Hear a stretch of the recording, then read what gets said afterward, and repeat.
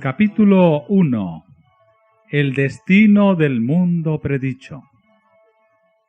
Oh, si también tú conocieses, a lo menos en este tu día, lo que toca a tu paz, mas ahora está encubierto de tus ojos. Porque vendrán días sobre ti, que tus enemigos te cercarán con baluarte, y te pondrán cerco, y de todas partes te pondrán en estrecho, y te derribarán a tierra, y a tus hijos dentro de ti, y no dejarán sobre ti piedra sobre piedra, por cuanto no conociste el tiempo de tu visitación.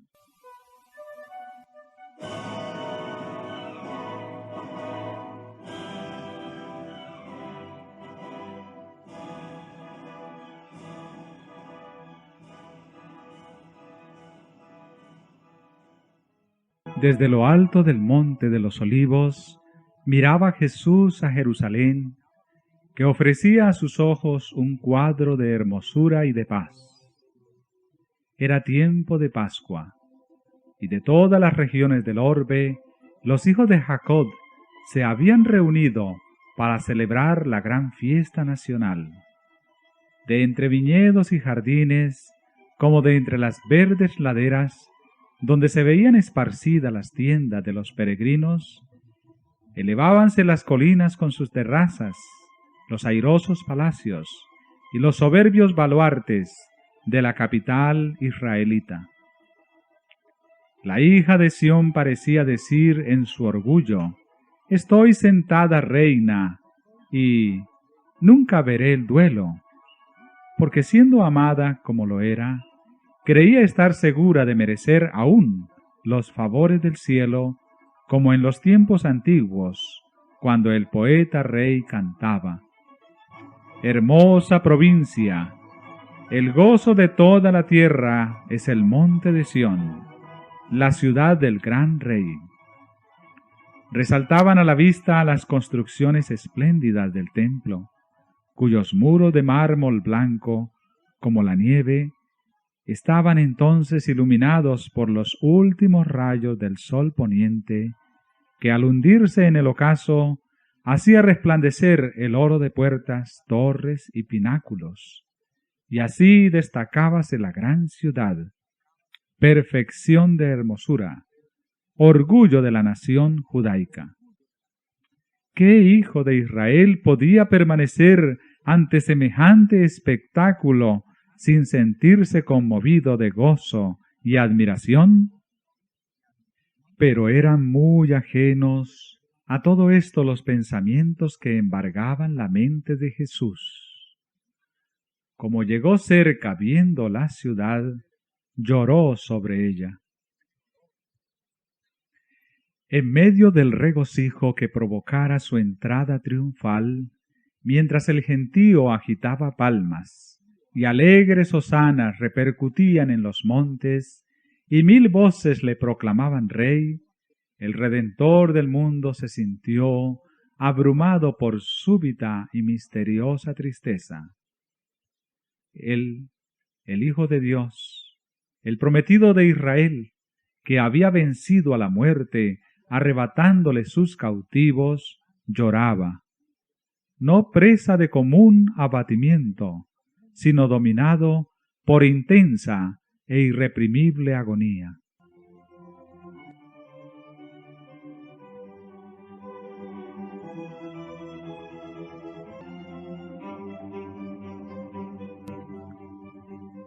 No lloraba por sí mismo, por más que supiera a dónde iba. Getsemaní, lugar de su próxima y terrible agonía, extendíase ante su vista. La puerta de las ovejas divisábase también. Por ella habían entrado durante siglos y siglos las víctimas para el sacrificio, y pronto iba a abrirse para él, cuando como cordero fuera llevado al matadero. Poco más allá se destacaba el Calvario, lugar de la crucifixión. Sobre la senda que pronto le tocaría recorrer, iban a caer densas y horrorosas tinieblas, mientras él entregaba su alma en expiación por el pecado. No era, sin embargo, la contemplación de aquellas escenas lo que arrojaba sombras sobre el Señor en aquella hora de gran regocijo, ni tampoco el presentimiento de su angustia sobrehumana lo que nublaba su alma generosa. Lloraba por el fatal destino de los millares de Jerusalén, por la ceguedad y por la dureza de corazón de aquellos a quienes él viniera a bendecir.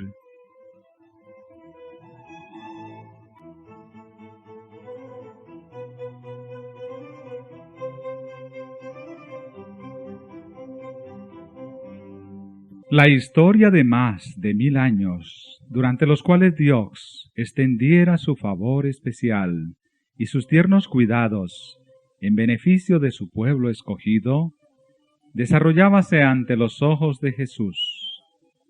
Allí estaba el monte Moriah, donde el Hijo de la promesa, cual mansa víctima que se entrega sin resistencia, fue atado sobre el altar como emblema del sacrificio del Hijo de Dios.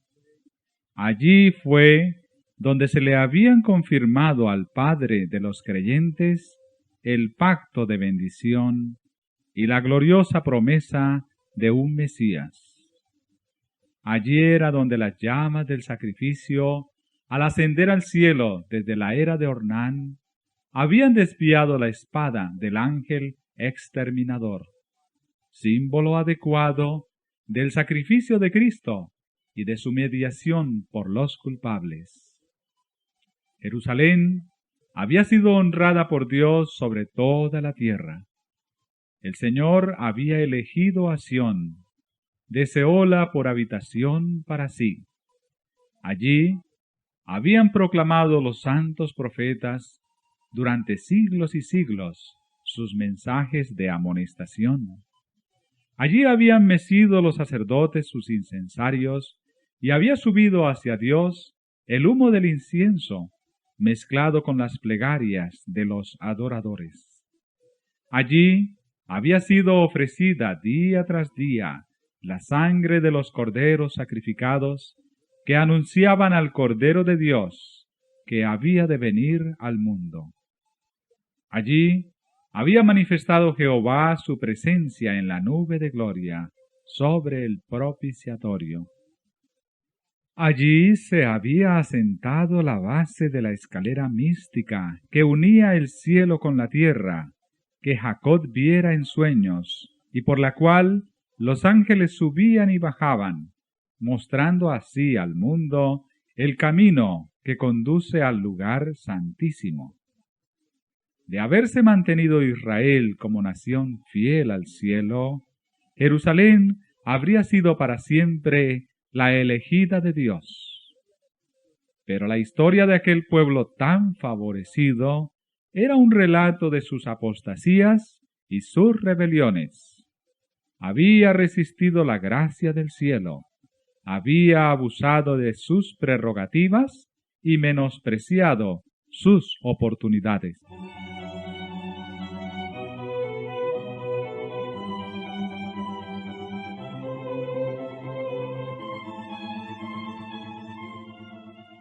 A pesar de que los hijos de Israel hacían escarnio de los mensajeros de Dios y menospreciaban sus palabras, burlándose de sus profetas, el Señor había seguido manifestándoseles como Jehová, fuerte, misericordioso y piadoso, tardo para la ira y grande en benignidad y verdad.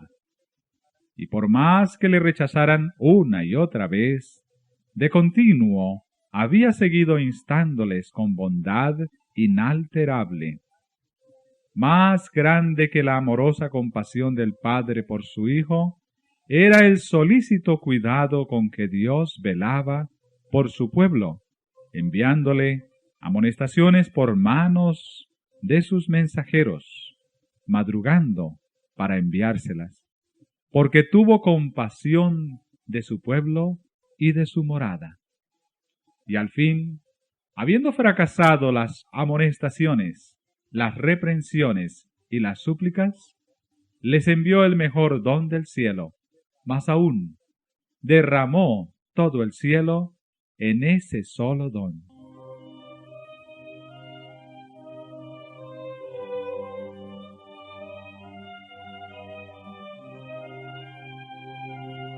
El Hijo de Dios fue enviado para exhortar a la ciudad rebelde. Era Cristo quien había sacado a Israel como una vid de Egipto. Con su propio brazo había arrojado a los gentiles de delante de ella. La había plantado en un repuesto, lugar fértil. La había cercado cuidadosamente y había enviado a sus siervos para que la cultivasen. ¿Qué más se había de hacer a mi viña?, exclamó, que yo no haya hecho en ella. A pesar de estos cuidados, y por más que habiendo esperado que llevase uvas valiosas, las había dado silvestres. El Señor compasivo, movido por su anhelo de obtener fruto, vino en persona a su viña para librarla, si fuera posible, de la destrucción. La labró con esmero, la podó y la cuidó.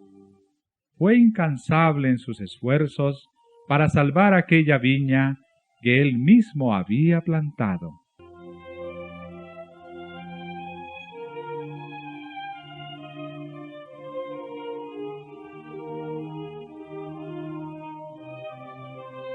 Durante 3 años, el Señor de la luz y de la gloria estuvo yendo y viniendo entre su pueblo.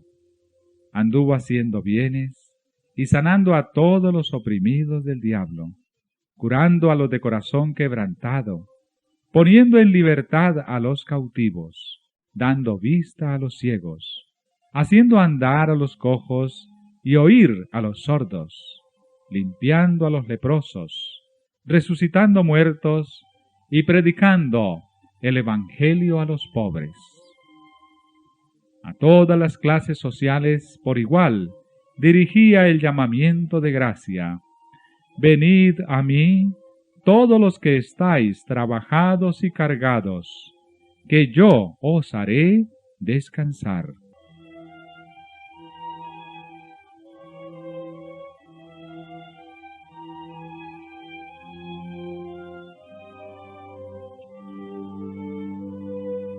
A pesar de recibir por recompensa el mal por el bien y el odio a cambio de su amor, prosiguió con firmeza su misión de paz y misericordia. Jamás fue rechazado ninguno de los que se acercaron a él en busca de su gracia. Errante y sin hogar, sufriendo cada día oprobio y penurias, sólo vivió para ayudar a los pobres, aliviar a los agobiados y persuadirlos a todos a que aceptasen el don de vida. Los efluvios de la misericordia divina eran rechazados por aquellos corazones endurecidos y reacios, pero volvían sobre ellos con más vigor, impulsados por la augusta compasión y por la fuerza del amor que sobrepuja a todo entendimiento. Israel, empero, se alejó de él, apartándose así de su mejor amigo y de su único auxiliador. Su amor fue despreciado, rechazados sus dulces consejos y ridiculizadas sus cariñosas amonestaciones.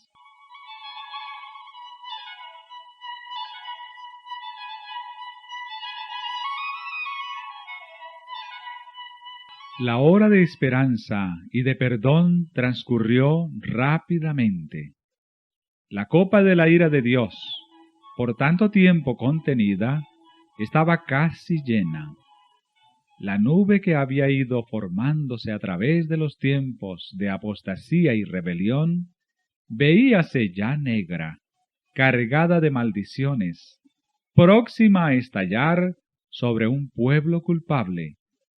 y el único que podía librarle de su suerte fatal, inminente, había sido menospreciado, escarnecido y rechazado, y en breve lo iban a crucificar.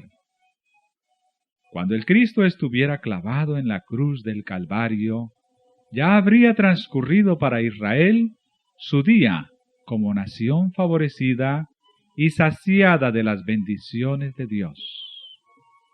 La pérdida de una sola alma se considera como una calamidad infinitamente más grande que la de todas las ganancias y todos los tesoros de un mundo.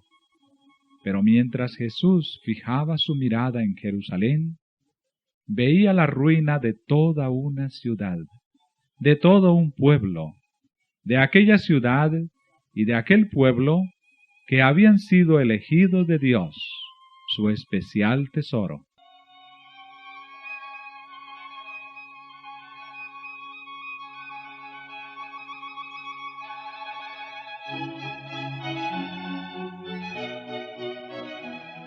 Los profetas habían llorado la apostasía de Israel y lamentado las terribles desolaciones con que fueron castigadas sus culpas. Jeremías deseaba que sus ojos se volvieran manantiales de lágrimas, para llorar día y noche por los muertos de la hija de su pueblo y por el rebaño del Señor que fue llevado cautivo. ¿Cuál no sería entonces la angustia de aquel cuya mirada profética abarcaba no unos pocos años, sino muchos siglos? Veía al ángel exterminador blandir su espada sobre la ciudad que por tanto tiempo fuera morada de Jehová. Desde la cumbre del monte de los olivos, en el lugar mismo que más tarde iba a ser ocupado por Tito y sus soldados, miró a través del valle los atrios y pórticos sagrados, y con los ojos nublados por las lágrimas, vio en horroroso anticipo los muros de la ciudad circundados por tropas extranjeras.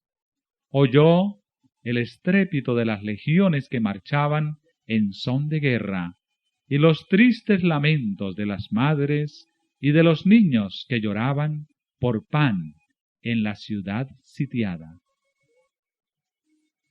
Vio el templo santo y hermoso, los palacios y las torres devorados por las llamas, dejando en su lugar tan solo un montón de humeantes ruinas.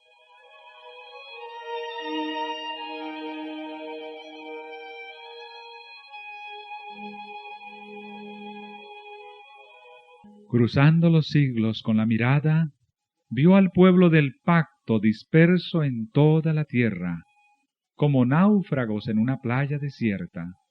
En la retribución temporal que estaba por caer sobre sus hijos, vio como el primer trago de la copa de la ira, que en el juicio final aquel mismo pueblo deberá apurar hasta las heces. La compasión divina y el sublime amor de Cristo hallaron su expresión en estas lúgubres palabras. Jerusalén, Jerusalén, que matas a los profetas y apedreas a los que son enviados a ti. ¿Cuántas veces quise juntar tus hijos, como la gallina junta sus pollos debajo de las alas, y no quisiste? Oh, si tú, nación favorecida entre todas, hubieras conocido el tiempo de tu visitación y lo que atañe a tu paz. Yo detuve el ángel de justicia y te llamé al arrepentimiento, pero en vano.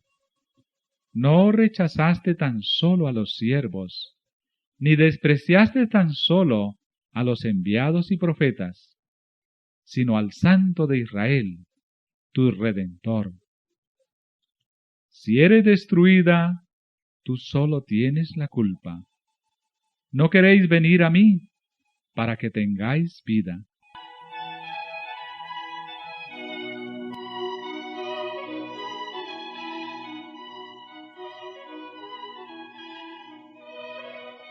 Cristo vio en Jerusalén un símbolo del mundo endurecido en la incredulidad y rebelión, que corría presuroso a recibir el pago de la justicia de Dios.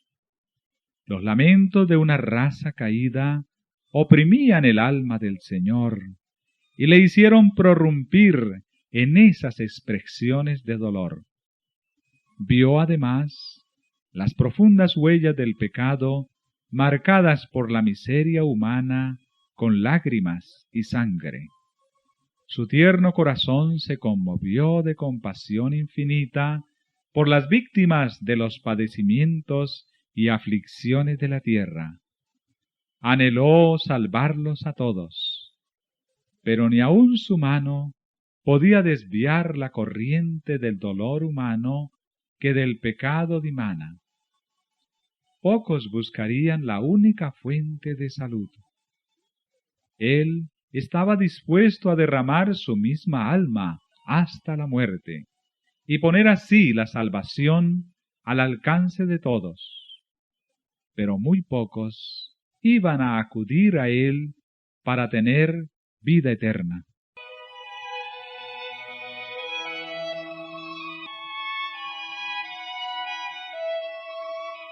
Mirad al Rey del cielo derramando copioso llanto. Ved al Hijo de Dios infinito, turbado en espíritu y doblegado bajo el peso del dolor. Los cielos se llenaron de asombro al contemplar semejante escena que pone tan de manifiesto la culpabilidad enorme del pecado y que nos enseña lo que le cuesta, aún al poder infinito, salvar al pecador de las consecuencias que le acarrea la transgresión de la ley de Dios. Dirigiendo Jesús sus miradas hasta la última generación, vio al mundo envuelto en un engaño semejante al que causó la destrucción de Jerusalén. El gran pecado de los judíos consistió en que rechazaron a Cristo. El gran pecado del mundo cristiano iba a consistir en que rechazarían la ley de Dios, que es el fundamento de su gobierno en el cielo y en la tierra. Los preceptos del Señor iban a ser menospreciados y anulados.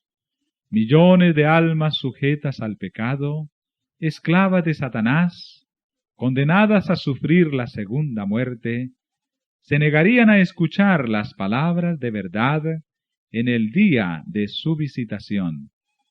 Terrible ceguedad, extraña infatuación.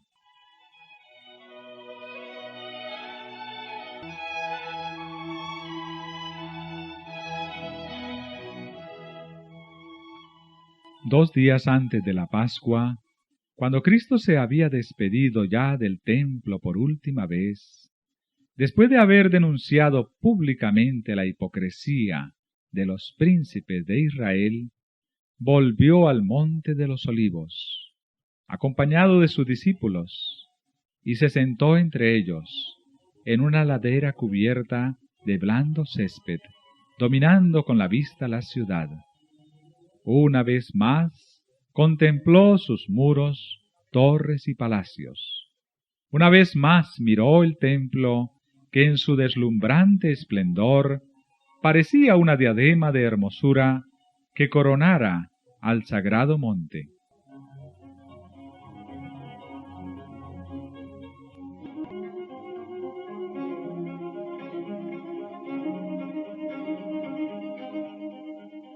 Mil años antes, el salmista había magnificado la bondad de Dios hacia Israel, porque había escogido aquel templo como su morada. En Salem está su tabernáculo, y su habitación en Sión. Escogió la tribu de Judá, el monte de Sión, al cual amó, y edificó su santuario a manera de eminencia. El primer templo había sido erigido durante la época de mayor prosperidad en la historia de Israel. Vastos almacenes fueron construidos para contener los tesoros que con dicho propósito acumulara el rey David, y los planos para la edificación del templo fueron hechos por inspiración divina. Salomón, el más sabio de los monarcas de Israel, completó la obra. Este templo resultó ser el edificio más soberbio que este mundo haya visto. No obstante, el Señor declaró por boca del profeta Ageo, refiriéndose al segundo templo: mayor será la gloria postrera de esta casa que la gloria anterior. Sacudiré todas las naciones, y vendrá el deseado de todas las naciones, y llenaré esta casa de gloria, dice Jehová de los ejércitos.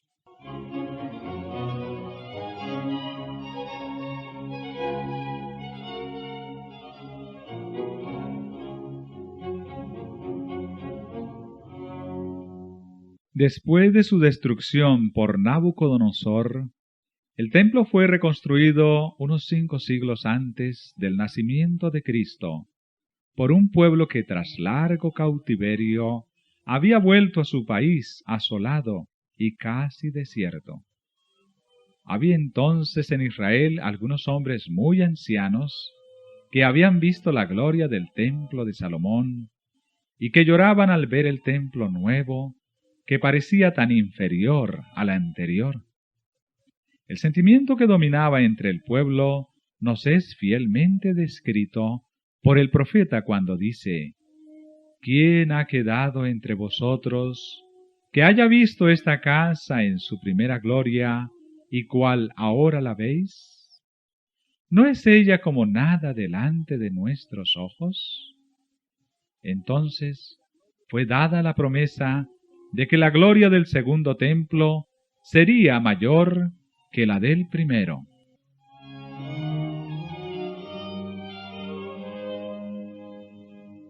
Pero el segundo templo no igualó al primero en magnificencia, ni fue santificado por las señales visibles de la presencia divina con lo que fuera el templo de Salomón, ni hubo tampoco manifestaciones de poder sobrenatural que dieran realce a su dedicación.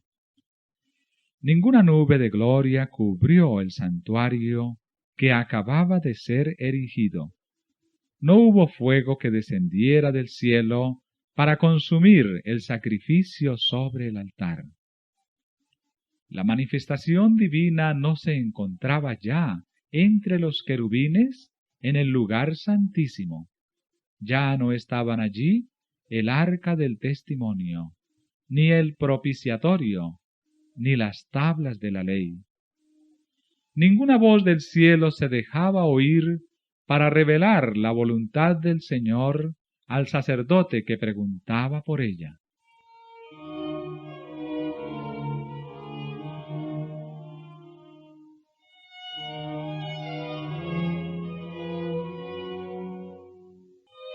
Durante varios siglos, los judíos se habían esforzado para probar cómo y dónde se había cumplido la promesa que Dios había dado por Ageo.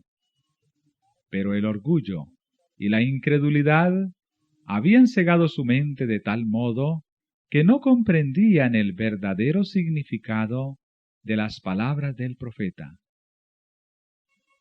Al segundo templo no le fue conferido el honor de ser cubierto con la nube de la gloria de Jehová, pero sí fue honrado con la presencia de uno en quien habitaba corporalmente la plenitud de la divinidad, de uno que era Dios mismo manifestado en carne.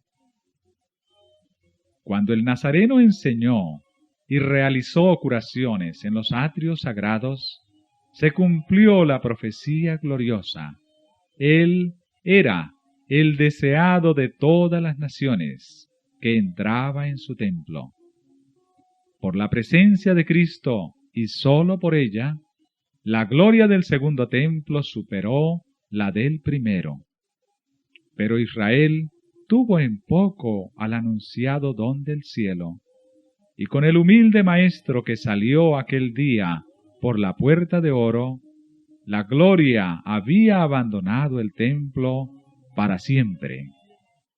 Así se cumplieron las palabras del Señor, que dijo: He aquí, vuestra casa os es dejada desierta.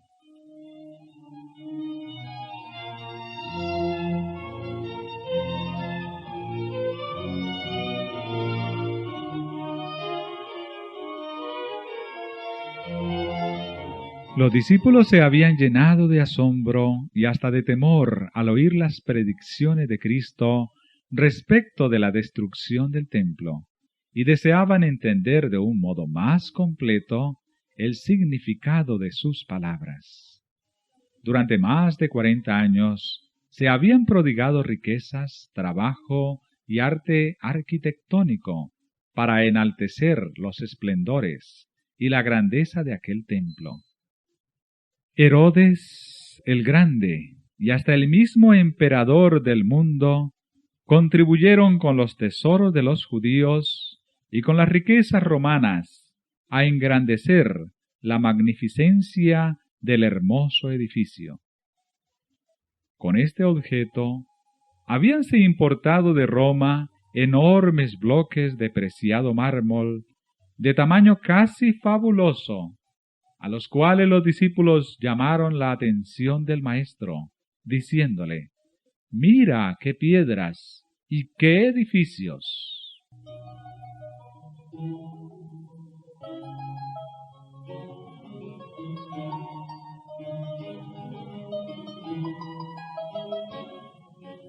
Pero Jesús contestó con estas solemnes y sorprendentes palabras: «De cierto os digo, que no será dejada aquí piedra sobre piedra, que no sea destruida».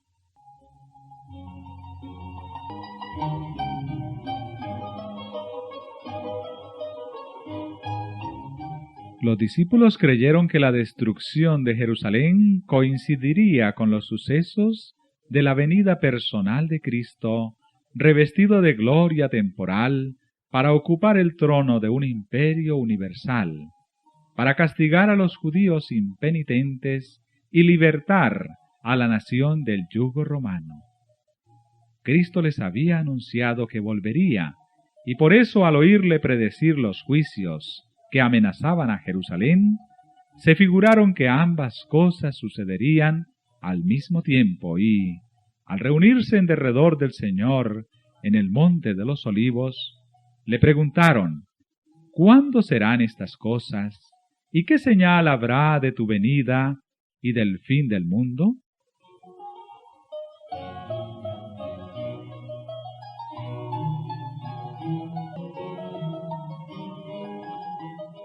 Lo porvenir les era misericordiosamente velado a los discípulos. De haber visto con toda claridad esos dos terribles acontecimientos futuros, los sufrimientos del Redentor y su muerte, y la destrucción del templo y de la ciudad, los discípulos hubieran sido abrumados por el miedo y el dolor.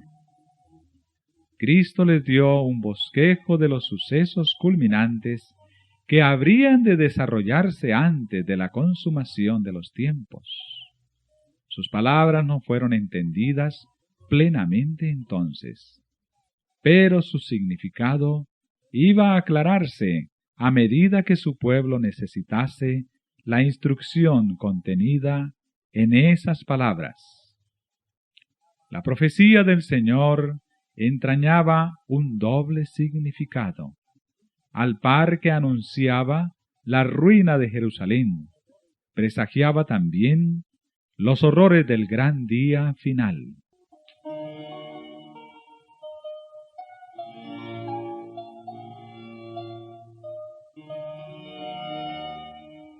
Jesús declaró a los discípulos los castigos que iban a caer sobre el apóstata Israel, y especialmente los que debería sufrir por haber rechazado y crucificado al Mesías. Iban a producirse señales inequívocas, precursoras del espantoso desenlace. La hora aciaga llegaría presta y repentinamente. Y el Salvador advirtió a sus discípulos: por tanto, cuando viereis la abominación del asolamiento, que fue dicha por Daniel profeta, que estará en el lugar santo, el que le entienda, entonces los que están en Judea huyan a los montes. Tan pronto como los estandartes del ejército romano idólatra fuesen clavados en el suelo sagrado, que se extendía varios estadios más allá de los muros, los creyentes en Cristo debían huir a un lugar seguro. Al ver la señal preventiva, todos los que quisieran escapar debían hacerlo sin tardar. Tanto en tierra de Judea como en la propia ciudad de Jerusalén, el aviso de la fuga debía ser aprovechado en el acto. Todo el que se hallase en aquel instante en el tejado de su casa no debía entrar en ella ni para tomar consigo los más valiosos tesoros. Los que trabajaran en el campo y en los viñedos no debían perder tiempo en volver por las túnicas que se hubiesen quitado para sobrellevar mejor el calor y la faena del día. Todos debían marcharse sin tardar si no querían verse envueltos en la ruina general.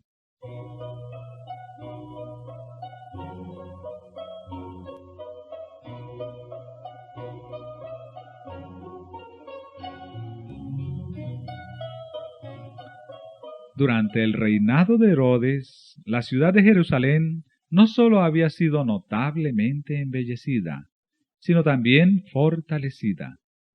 Se erigieron torres, muros y fortalezas que, unidos a la ventajosa situación topográfica del lugar, la hacían aparentemente inexpugnable. Si en aquellos días alguien hubiese predicho públicamente la destrucción de la ciudad, sin duda habría sido considerado, cual lo fuera Noé en su tiempo, como alarmista insensato. Pero Cristo había dicho: el cielo y la tierra pasarán, mas mis palabras no pasarán.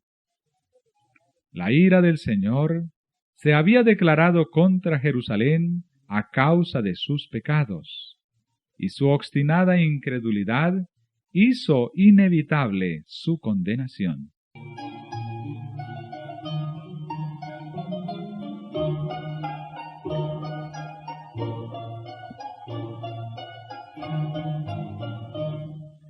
El Señor había dicho por el profeta Miqueas: oíd ahora esto, cabezas de la casa de Jacob, y capitanes de la casa de Israel, que abomináis el juicio, y pervertís todo el derecho, que edificáis a Sión con sangre, y a Jerusalén con injusticia. Sus cabezas juzgan por cohecho, y sus sacerdotes enseñan por precio, y sus profetas adivinan por dinero, y apóyanse en Jehová diciendo: ¿no está Jehová entre nosotros? No vendrá mal sobre nosotros.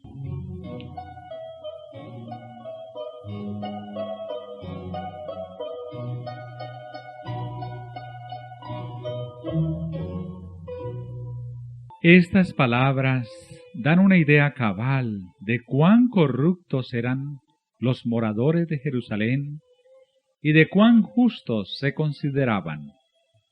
A la vez que se decían escrupulosos observadores de la ley de Dios, quebrantaban todos sus preceptos. La pureza de Cristo y su santidad hacían resaltar la iniquidad de ellos. Por eso le aborrecían y le señalaban como el causante de todas las desgracias que les habían sobrevenido como consecuencia de su maldad. aunque hartos sabían que Cristo no tenía pecado, declararon que su muerte era necesaria para la seguridad de la nación. Los príncipes de los sacerdotes y los fariseos decían: si le dejamos así, todos creerán en él, y vendrán los romanos y destruirán nuestro lugar y nuestra nación. Si se sacrificaba a Cristo, pensaban ellos, podrían ser otra vez un pueblo fuerte y unido. Así discurrían y convinieron con el sumo sacerdote en que era mejor que uno muriera y no que la nación entera se perdiese.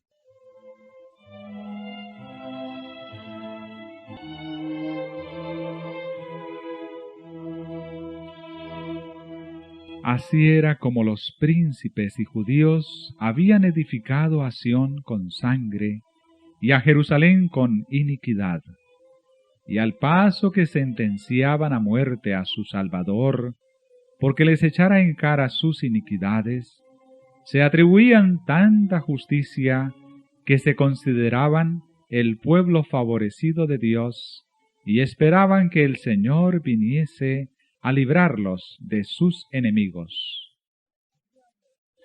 Por tanto, había añadido el profeta: a causa de vosotros será Sión arada como campo, y Jerusalén será majanos, y el monte de la casa como cumbres de breñal.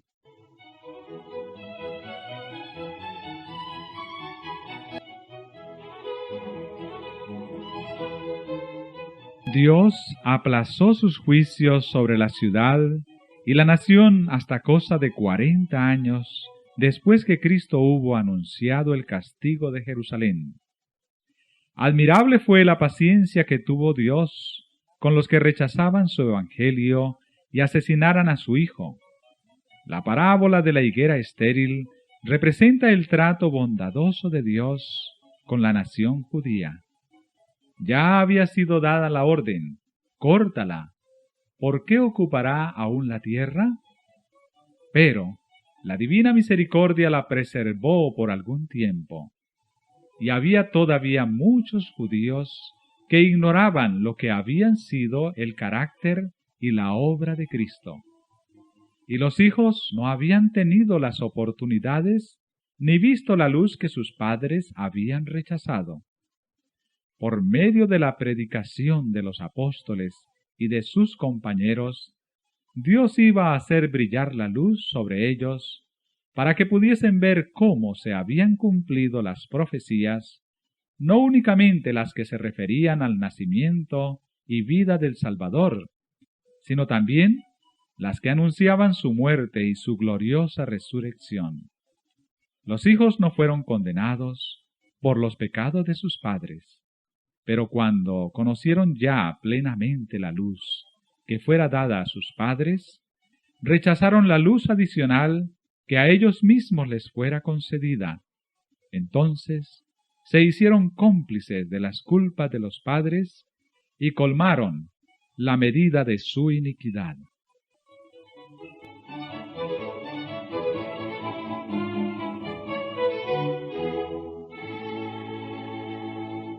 La longanimidad de Dios hacia Jerusalén no hizo sino confirmar a los judíos en su terca impenitencia.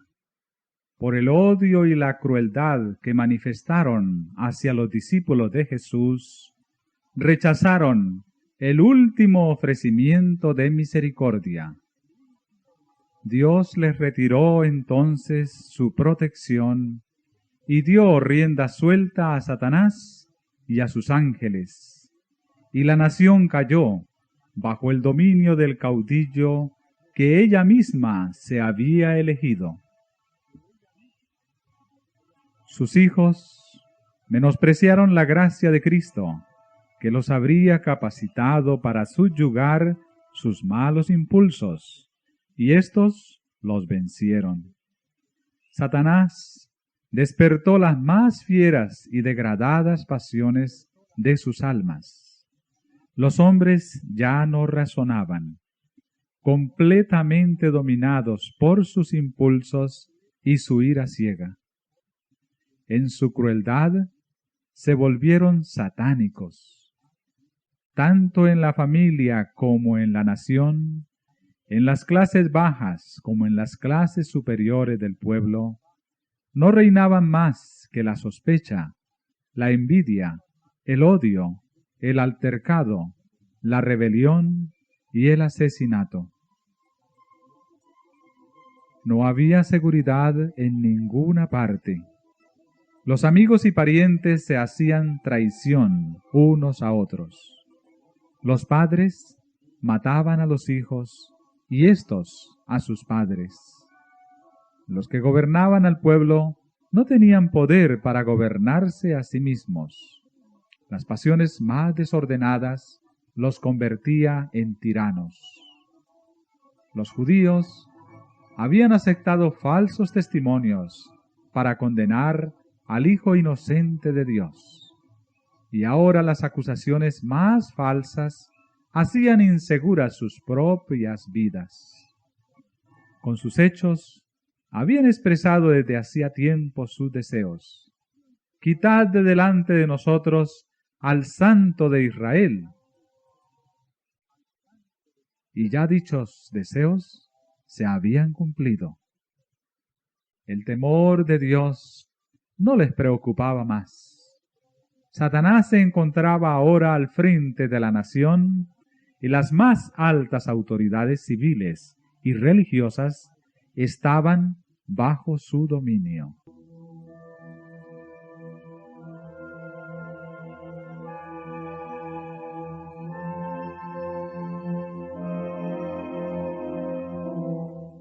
Los jefes de los bandos opuestos hacían a veces causa común para despojar y torturar a sus desgraciadas víctimas, y otras veces esas mismas facciones peleaban unas contra otras y se daban muerte sin misericordia.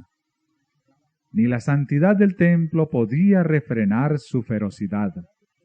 Los fieles eran derribados al pie de los altares, y el santuario era mancillado por los cadáveres de aquellas carnicerías.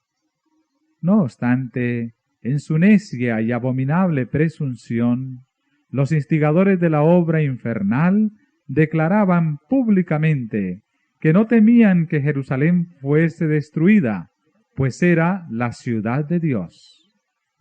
Y con el propósito de afianzar su satánico poder, sobornaban a falsos profetas para que proclamaran que el pueblo debía esperar la salvación de Dios, aunque ya el templo estaba sitiado por las legiones romanas.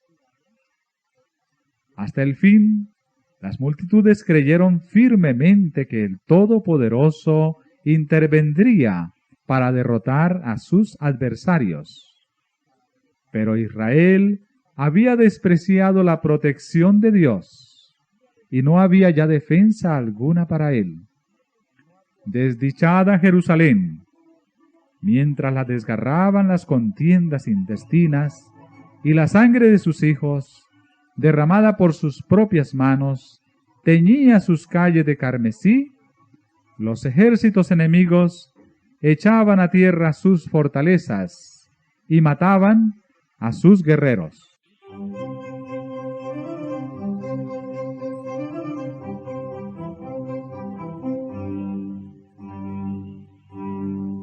Todas las predicciones de Cristo acerca de la destrucción de Jerusalén se cumplieron al pie de la letra. Los judíos palparon la verdad de aquellas palabras de advertencia del Señor. Con la medida que medís, se os medirá.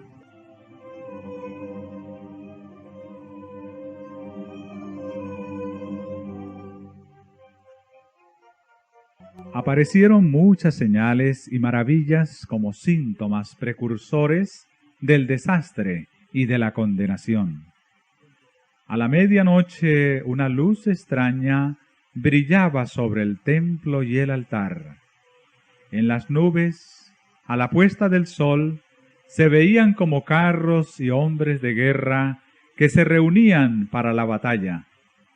Los sacerdotes que ministraban de noche en el santuario eran aterrorizados por ruidos misteriosos. Temblaba la tierra y se oían voces que gritaban: «¡Salgamos de aquí!».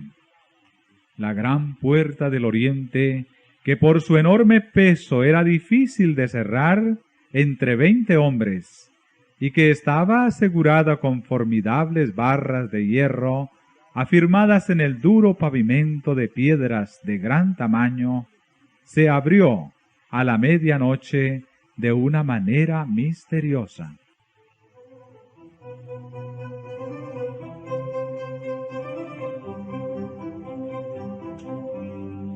Durante 7 años un hombre recorrió continuamente las calles de Jerusalén, anunciando las calamidades que iban a caer sobre la ciudad. De día y de noche entonaba la frenética endecha: «Voz del oriente, voz del occidente, voz de los 4 vientos, voz contra Jerusalén y contra el templo, voz contra el esposo y la esposa, voz contra todo el pueblo». Este extraño personaje fue encarcelado y azotado sin que exhalase una queja. A los insultos que le dirigían y a las burlas que le hacían, no contestaba sino con estas palabras: «¡Ay de Jerusalén! ¡Ay! ¡Ay de sus moradores!». Y sus tristes presagios no dejaron de oírse, sino cuando entró la muerte en el sitio que él había predicho.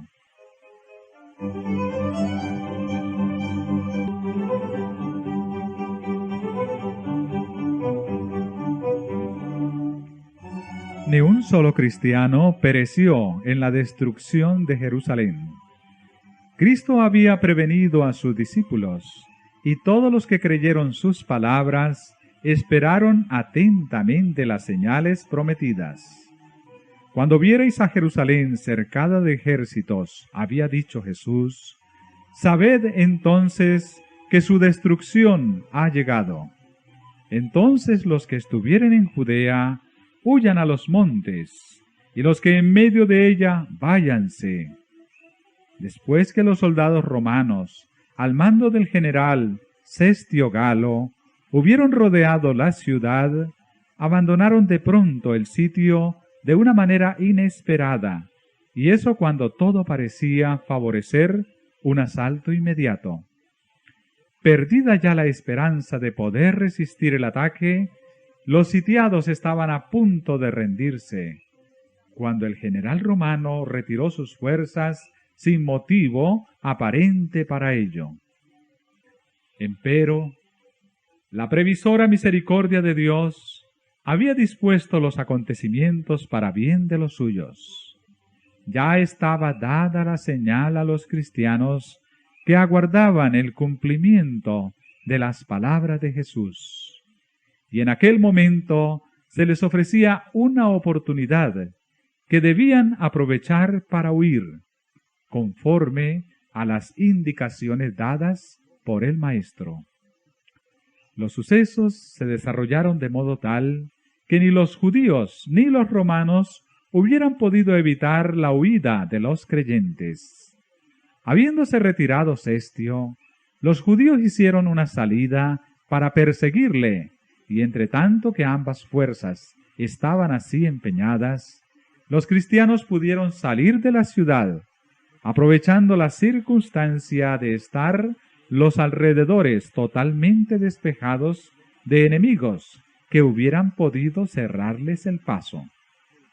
En la época del sitio, los judíos habían acudido numerosos a Jerusalén para celebrar la fiesta de los tabernáculos, y así fue como los cristianos esparcidos por todo el país pudieron escapar sin dificultad. Inmediatamente se encaminaron hacia un lugar seguro, la ciudad de Pella, en tierra de Perea, allende el Jordán.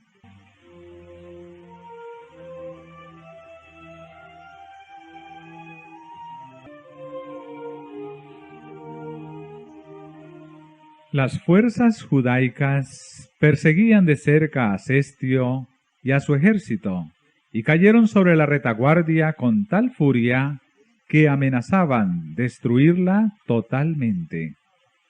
Solo a duras penas pudieron las huestes romanas cumplir su retirada. Los judíos no sufrieron más que pocas bajas, y con los despojos que obtuvieron, volvieron en triunfo a Jerusalén. Pero este éxito aparente no les acarreó sino prejuicios, pues despertó en ellos un espíritu de necia resistencia contra los romanos, que no tardó en traer males incalculables a la desdichada ciudad.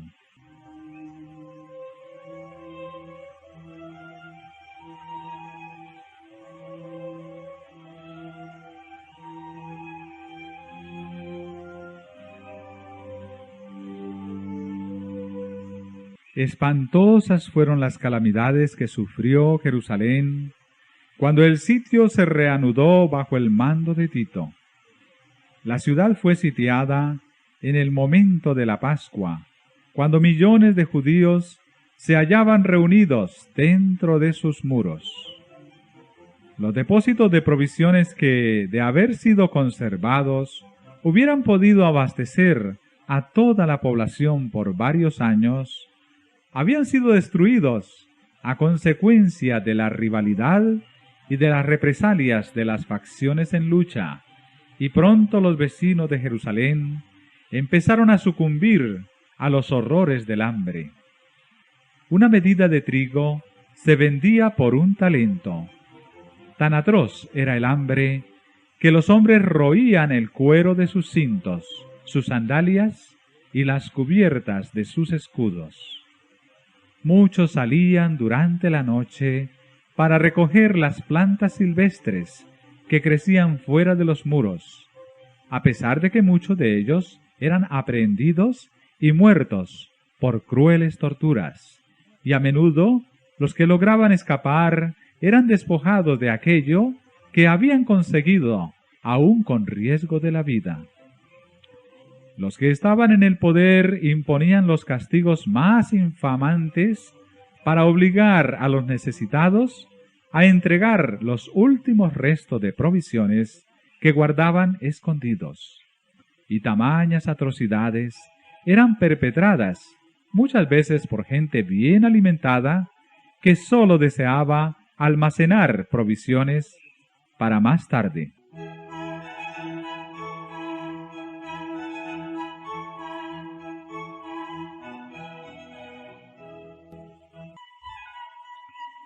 Millares murieron a consecuencia del hambre y la pestilencia. Los afectos naturales parecían haber desaparecido. Los esposos se arrebataban unos a otros los alimentos. Los hijos quitaban a sus ancianos padres la comida que se llevaban a la boca.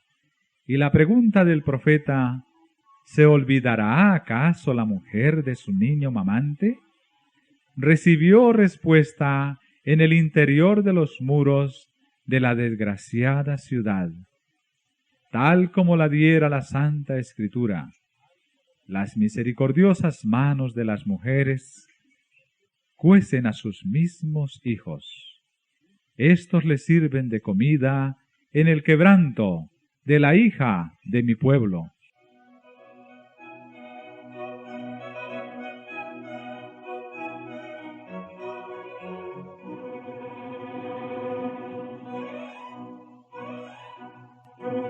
Una vez más se cumplía la profecía pronunciada 14 siglos antes y que dice: la mujer tierna y delicada en medio de ti, que nunca probó a asentar en tierra la planta de su pie, de pura delicadeza y ternura, su ojo será avariento para con el marido de su seno, y para con su hijo y su hija.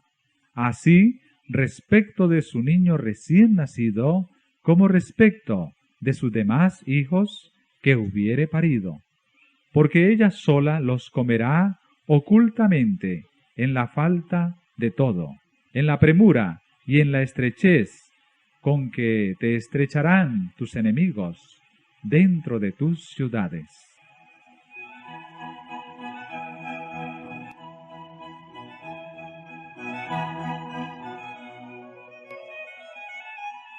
Los jefes romanos procuraron aterrorizar a los judíos para que se rindiesen. A los que eran apresados resistiendo, los azotaban, los atormentaban y los crucificaban frente a los muros de la ciudad. Centenares de ellos eran así ejecutados cada día, y el horrendo proceder continuó hasta que a lo largo del valle de Josafat y en el Calvario se erigieron tantas cruces que apenas dejaban espacio para pasar entre ellas. Así fue castigada aquella temeraria imprecación que lanzara el pueblo en el tribunal de Pilato, al exclamar: «Recaiga su sangre sobre nosotros y sobre nuestros hijos».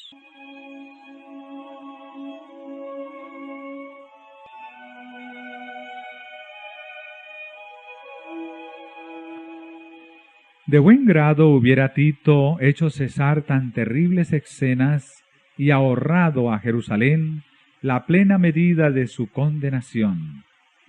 Le horrorizaba ver los montones de cadáveres en los valles. Como obsesionado, miraba desde lo alto del monte de los Olivos el magnífico templo y dio la orden en que no se tocara una sola de sus piedras. Antes de hacer la tentativa de apoderarse de esa fortaleza, dirigió un fervoroso llamamiento a los jefes judíos para que no le obligasen a profanar con sangre el lugar sagrado. Si querían salir a pelear en cualquier otro sitio, ningún romano violaría la santidad del templo.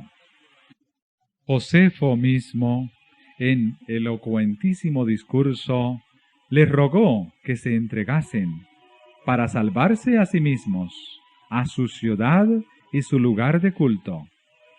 Pero respondieron a sus palabras con maldiciones y arrojaron dardos a su último mediador humano mientras alegaba con ellos.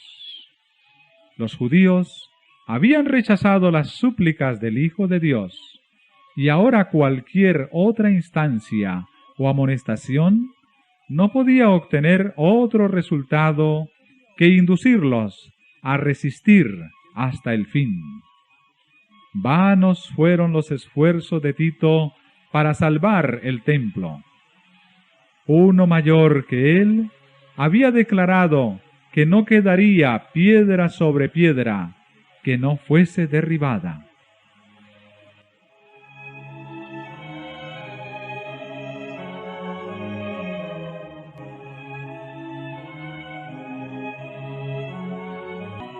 La ciega obstinación de los jefes judíos y los odiosos crímenes perpetrados en el interior de la ciudad sitiada excitaron el horror y la indignación de los romanos, y finalmente Tito dispuso tomar el templo por asalto. Resolvió, sin embargo, que si era posible, evitaría su destrucción. Pero sus órdenes no fueron obedecidas. A la noche, cuando se había retirado a su tienda para descansar, los judíos hicieron una salida desde el templo y atacaron a los soldados que estaban afuera. Durante la lucha, un soldado romano arrojó al pórtico por una abertura un leño encendido, e inmediatamente ardieron los aposentos enmaderados de cedro que rodeaban el edificio santo. Tito acudió apresuradamente, seguido por sus generales y legionarios, y ordenó a los soldados que apagasen las llamas. Sus palabras no fueron escuchadas. Furiosos, los soldados arrojaban teas encendidas en las cámaras contiguas al templo y con sus espadas degollaron a gran número de los que habían buscado refugio allí. La sangre corría como agua por las gradas del templo. Miles y miles de judíos perecieron. Por sobre el ruido de la batalla se oían voces que gritaban, y Chabot, la gloria se alejó.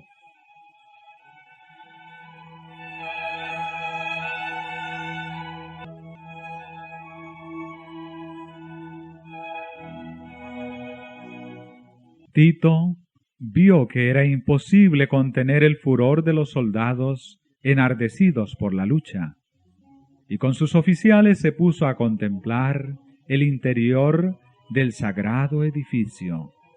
Su esplendor los dejó maravillados, y como él notase que el fuego no había llegado aún al lugar santo, hizo un postrer esfuerzo para salvarlo, saliendo precipitadamente y exhortando con energía a los soldados para que se empeñasen en contener la propagación del incendio.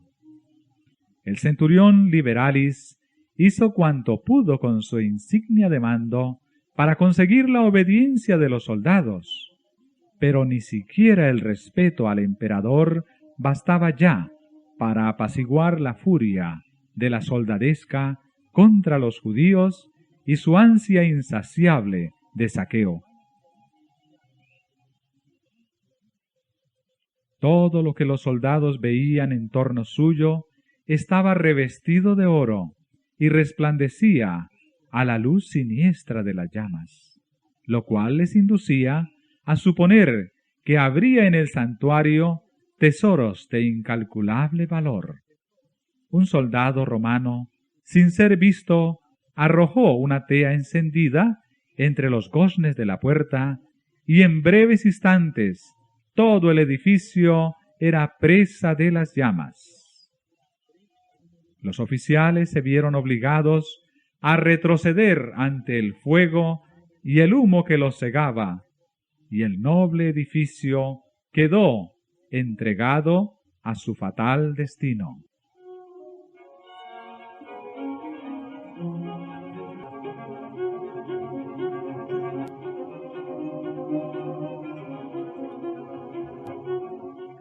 Aquel espectáculo llenaba de espanto a los romanos. ¿Qué sería para los judíos? Toda la cumbre del monte que dominaba la ciudad despedía fulgores como el cráter de un volcán en plena actividad. Los edificios iban cayendo a tierra uno tras otro, en medio de un estrépito tremendo, y desaparecían en el abismo ardiente. Las techumbres de cedro eran como sábanas de fuego, los dorados capiteles de las columnas relucían como espigas de luz rojiza, y los torreones inflamados despedían espesas columnas de humo y lenguas de fuego. Las colinas vecinas estaban iluminadas y dejaban ver grupos de gentes que se agolpaban por todas partes, siguiendo con la vista, en medio de horrible inquietud, el avance de la obra destructora. Los muros y las alturas de la ciudad estaban llenos de curiosos, que ansiosos contemplaban la escena, algunos con rostros pálidos, por hallarse presa de la más atroz desesperación, otros encendidos por la ira al ver su impotencia para vengarse.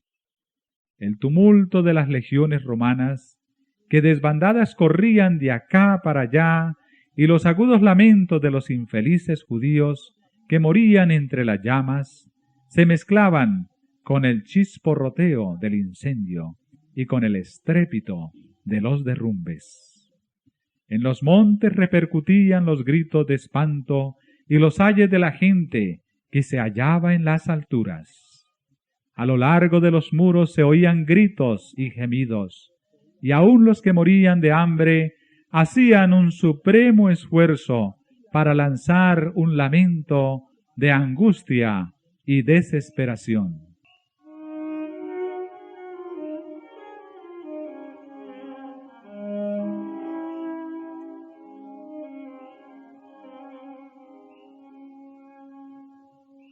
Dentro de los muros, la carnicería era aún más horrorosa que el cuadro que se contemplaba desde afuera. Hombres y mujeres, jóvenes y viejos, soldados y sacerdotes, los que peleaban y los que pedían misericordia, todos eran degollados en desordenada matanza. Superó el número de los asesinados al de los asesinos. Para seguir matando, los legionarios tenían que pisar sobre los montones de cadáveres.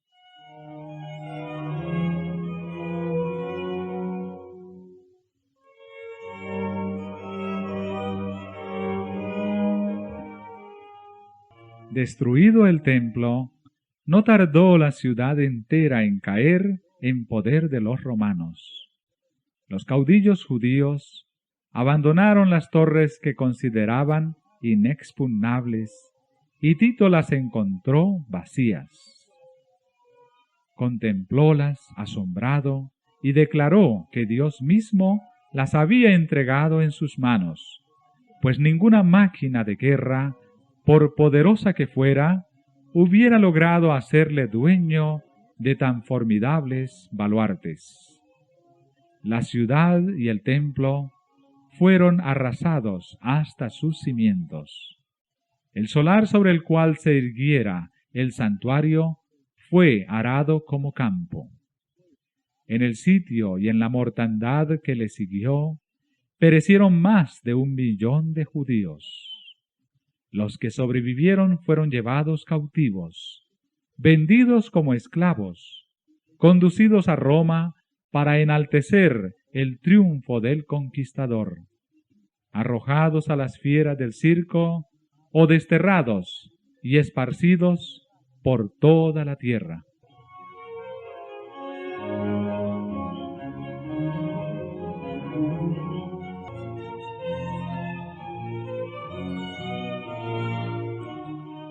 Los judíos habían forjado sus propias cadenas, habían colmado la copa de la venganza.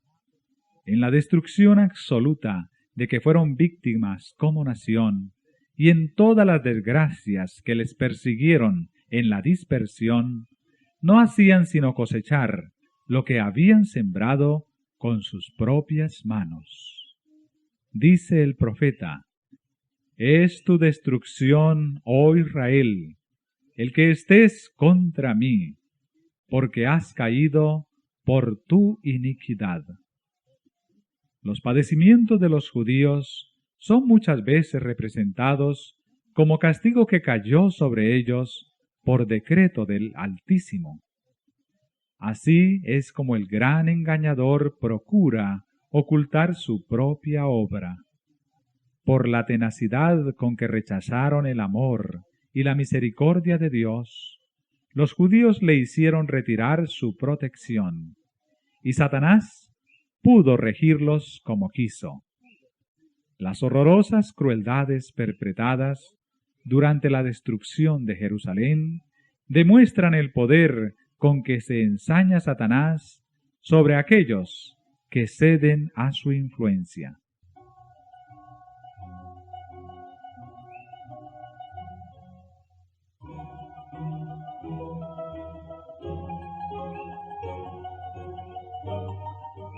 No podemos saber cuánto debemos a Cristo por la paz y la protección de que disfrutamos. Es el poder restrictivo de Dios lo que impide que el hombre caiga completamente bajo el dominio de Satanás. Los desobedientes e ingratos deberían hallar un poderoso motivo de agradecimiento a Dios en el hecho de que su misericordia y clemencia hayan coartado el poder maléfico del diablo. Pero cuando el hombre traspasa los límites de la paciencia divina, ya no cuenta con aquella protección que le libraba del mal. Dios no asume nunca para con el pecador la actitud de un verdugo que ejecuta la sentencia contra la transgresión, sino que abandona a su propia suerte a los que rechazan su misericordia, para que recojan los frutos de lo que sembraron sus propias manos. Todo rayo de luz que se desprecia, toda admonición que se desoye y rechaza, toda pasión malsana que se abriga, toda transgresión de la ley de Dios, son semillas que darán infaliblemente su cosecha. Cuando se le resiste tenazmente, el Espíritu de Dios concluye por apartarse del pecador, y éste queda sin fuerza para dominar las malas pasiones de su alma y sin protección alguna contra la malicia y perfidia de Satanás. La destrucción de Jerusalén es una advertencia terrible y solemne para todos aquellos que menosprecian los dones de la gracia divina y que resisten a las instancias de la misericordia divina.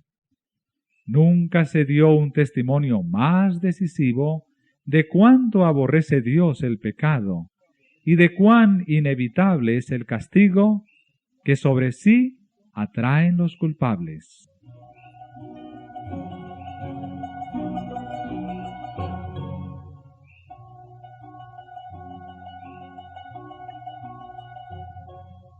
La profecía del Salvador referente al juicio que iba a caer sobre Jerusalén va a tener otro cumplimiento, y la terrible desolación del primero no fue más que un pálido reflejo de lo que será el segundo.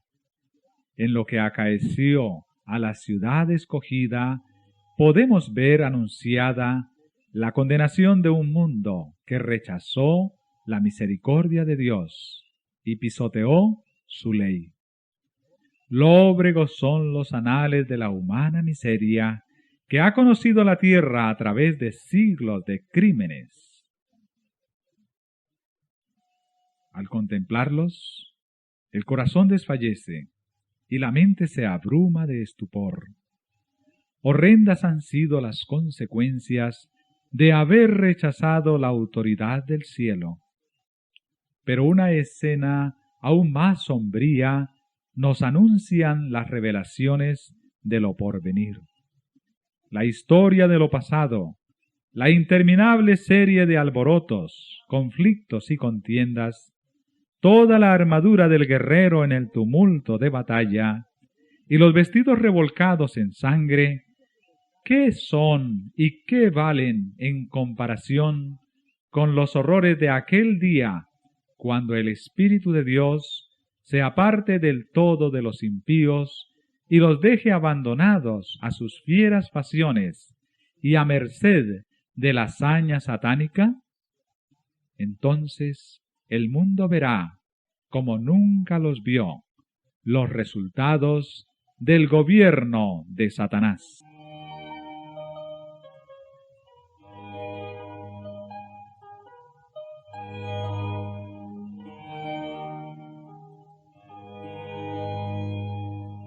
Pero en aquel día, así como sucedió en tiempos de la destrucción de Jerusalén, el pueblo de Dios será librado, porque serán salvos todos aquellos cuyo nombre esté inscrito para la vida. Nuestro Señor Jesucristo anunció que vendrá a la segunda vez para llevarse a los suyos. Entonces se mostrará la señal del Hijo del Hombre en el cielo, y entonces lamentarán todas las tribus de la tierra, y verán al Hijo del Hombre que vendrá sobre las nubes del cielo, con grande poder y gloria. Y enviará a sus ángeles con gran voz de trompeta, y juntarán sus escogidos de los cuatro vientos, de un cabo del cielo hasta el otro. Entonces los que no obedezcan al Evangelio serán muertos con el aliento de su boca y destruidos con el resplandor de su venida. Así como le sucedió antiguamente a Israel, los malvados se destruirán a sí mismos y perecerán víctimas de su iniquidad. Debido a su vida pecaminosa, los hombres se han apartado tanto del Señor y tanto ha degenerado su naturaleza con el mal, que la manifestación de la gloria del Señor es para ellos un fuego consumidor.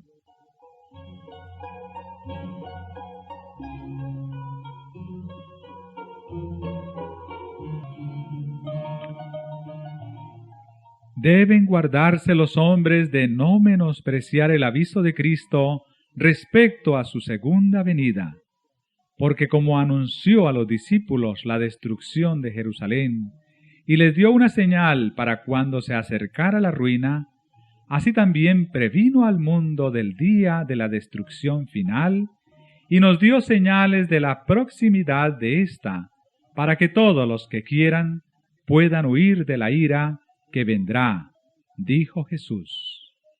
Y habrá señales en el sol y en la luna y en las estrellas, y sobre la tierra angustia de naciones. Cuando viereis todas estas cosas, sabed que está cercano a las puertas. Velad, pues, es la amonestación del Señor. Los que le presten atención no serán dejados en tinieblas, ni sorprendidos por aquel día. Pero los que no quieran velar serán sorprendidos, porque el día del Señor vendrá así como ladrón de noche.